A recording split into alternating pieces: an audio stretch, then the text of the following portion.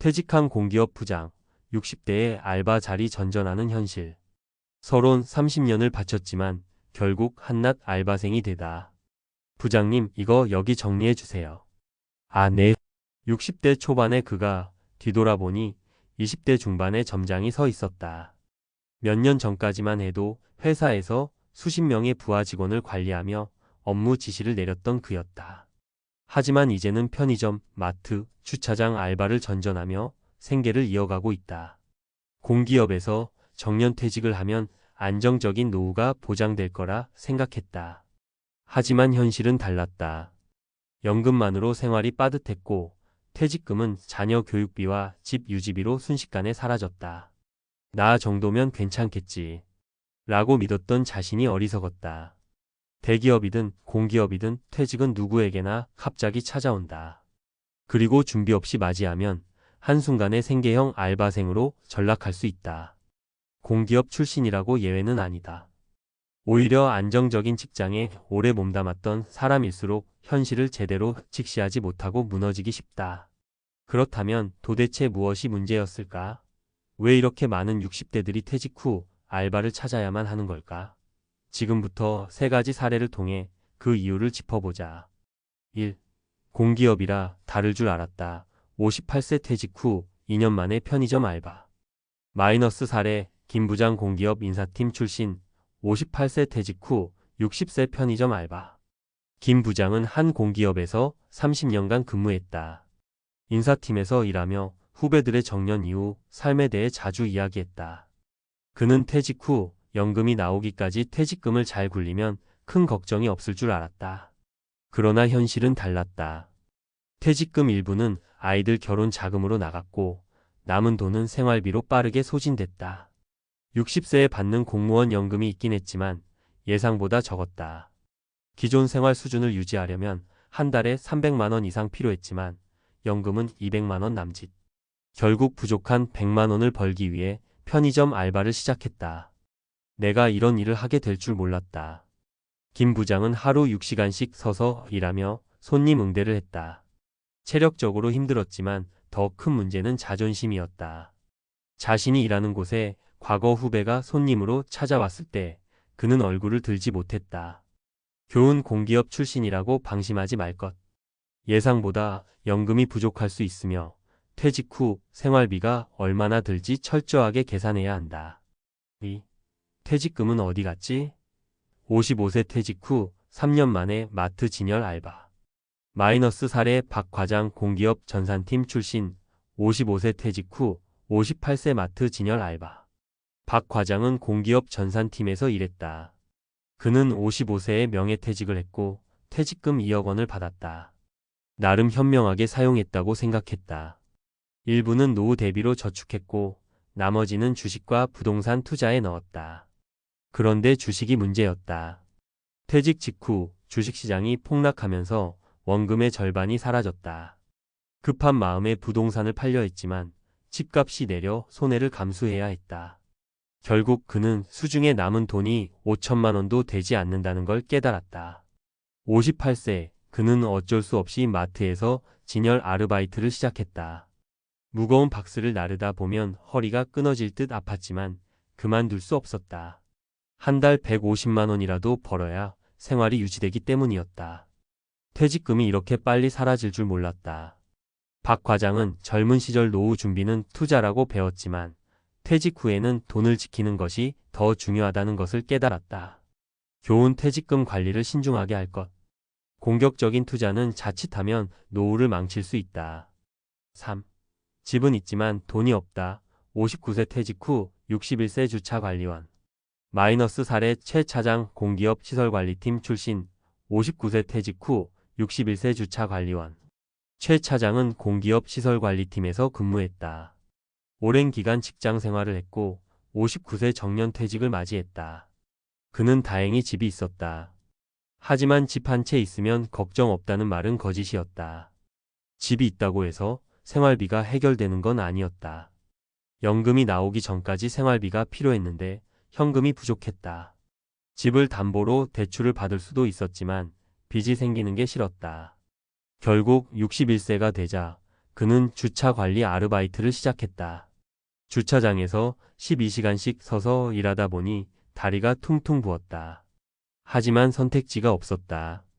집이 있어도 생활비가 없으면 버틸 수 없다. 그는 은퇴 전에 충분한 현금을 확보해 놓지 않은 걸 후회했다. 좋은 집만 믿고 퇴직하지 말 것.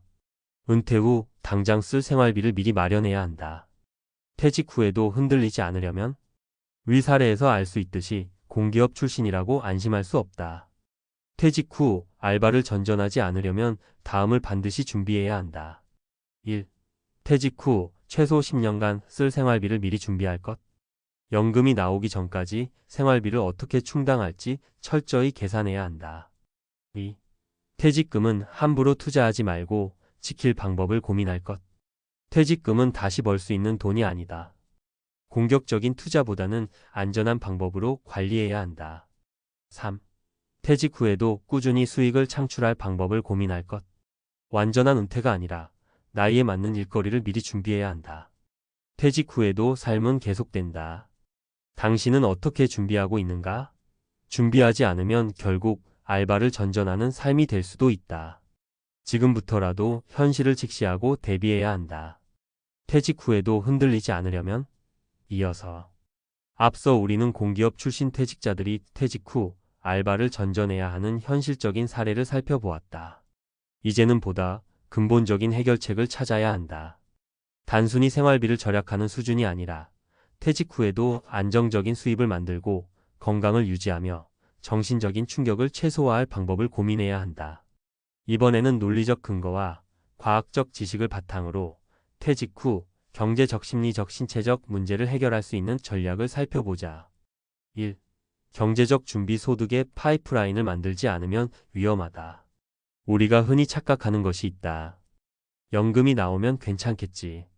하지만 연금만으로 충분한 생활을 유지할 수 있는 사람은 극소수다. 실제 데이터. 국민연금공단에 따르면 2023년 기준 국민연금 평균 수령액은 약 60만 원이다. 공무원 연금도 25만 300만 원 수준이지만 공기업 출신들은 국민연금과 퇴직연금을 혼합해서 받는 경우가 많아 예상보다 적을 수 있다. 또한 한국보건사회연구원에 따르면 은퇴 후 최소 생활비는 월 250만 원 이상으로 조사됐다. 즉, 연금만 믿고 있다가는 생활비 부족에 시달릴 가능성이 높다는 뜻이다. 그렇다면 대안은 퇴직 전에 소득의 파이프라인 수익이 지속적으로 발생하는 구조를 만들어야 한다. 대표적인 방법은 다음과 같다. 1. 지속 가능한 일거리를 만들어라. 5060대에게 가장 적합한 일은 신체적 부담이 적고 시간 조절이 가능하며 정년이 없는 일이다. 예를 들면 프리랜서 강의 전문성을 살린 강의 또는 컨설팅, 온라인 콘텐츠 제작, 블로그, 유튜브, 전자책, 농업, 특산품 판매, 농촌 생활을 준비한 사람에게 추천. 중고거래, 리셀링, 온라인 마켓 활용. 과학적 근거. 하버드 비즈니스 리뷰 HBR에 따르면 퇴직 후에도 일정한 업무를 유지하는 사람이 그렇지 않은 사람보다 510년 더 건강하게 산다고 한다. 이는 일이 곧 사회적 연결고리와 정신적 활력을 제공하기 때문이다. 이 퇴직금과 자산을 지킬 것. 고위험 투자, X퇴직 후 무리한 주식, 코인, 부동산 투자는 피해야 한다. 현금 흐름을 확보 즉시 사용할 수 있는 예금과 월 지급식 금융상품을 고려하라. 소비 패턴 점검, 자동차, 의류, 외식 같은 불필요한 소비 습관을 미리 줄여야 한다. 2. 심리적 준비. 은퇴 후 우울증을 피하려면 은퇴 후 우울증은 실제로 심각한 문제다. 일을 하면서 형성되었던 사회적 관계가 단절되고 역할 상실로 인해 나는 쓸모없는 존재인가? 라는 정체성 혼란을 겪는 경우가 많다. 실제 연구 결과 세계보건기구 WHO에 따르면 은퇴 후 사회적 관계가 단절된 사람은 우울증 위험이 3배 증가한다. 하버드 성인 발달 연구에 따르면 퇴직 후에도 사회적 교류를 유지하는 사람이 평균 58년 더 오래 산다. 그렇다면 어떻게 대비해야 할까? 1. 새로운 역할을 찾아야 한다. 은퇴 후에도 자신의 가치를 증명할 수 있는 활동을 해야 한다. 새로운 취미, 골프, 낚시, 악기 연주 등. 봉사활동, 동호회 가입, 후배 멘토링, 사회공헌 활동. 난 이제 할 일이 없지. 라는 생각을 버리고 퇴직 후에도 가치를 만들어낼 방법을 찾아야 한다. 이 가족 관계를 개선하라. 은퇴 후 가장 가까운 관계는 배우자와의 관계다. 연구에 따르면 은퇴 후 배우자와의 관계가 원만할수록 행복도가 높아진다. 반대로 준비 없이 은퇴한 사람들은 배우자와의 갈등이 급격히 증가한다. 퇴직 후 황혼 이혼 사례가 증가하는 것도 이 때문이다. 해결책. 배우자와 은퇴 후 역할을 나누고 대화할 것. 은퇴 후에도 집에서 편히 쉬겠다는 태도를 버릴 것. 3. 신체적 준비. 건강이 곧 자산이다. 퇴직 후 알바를 하게 되는 가장 큰 이유 중 하나가 건강 문제로 예상치 못한 지출이 생기기 때문이다. 실제 통계. 국민건강보험공단에 따르면 은퇴 후 평균 의료비 지출은 연간 500만 원 이상이다. 특히 관절염, 근감소증, 당뇨병, 심혈관 질환은 은퇴 후 삶의 질을 크게 낮추는 질병이다. 그렇다면 어떻게 건강을 지킬 수 있을까? 1. 근육을 유지해야 한다. 60세 이후 근감소증이 빠르게 진행되며 근육이 줄어들면 낙상 위험이 2배 이상 증가한다. 근육량 감소는 곧 기초대사량 저하, 비만, 당뇨병 위험 증가로 이어진다.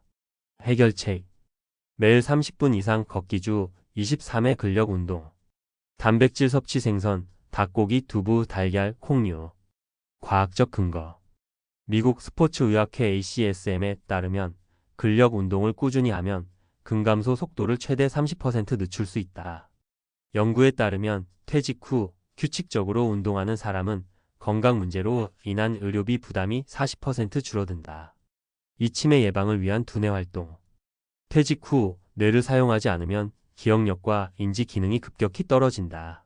새로운 언어 배우기, 독서, 악기 연주 등의 활동이 치매 예방에 효과적이다. 규칙적인 운동, 특히 유산소 운동은 뇌 혈류를 증가시켜 인지 기능을 보호한다. 과학적 근거. 하버드 의과대학 연구 결과 매일 30분 이상 걷기 운동을 하면 치매 발병 위험이 40% 감소한다. 퇴직 후에도 흔들리지 않는 삶을 위하여.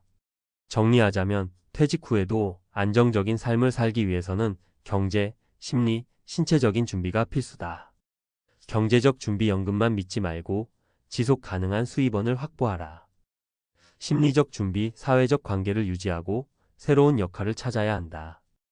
신체적 준비. 근육을 유지하고 치매 예방 습관을 들여야 한다.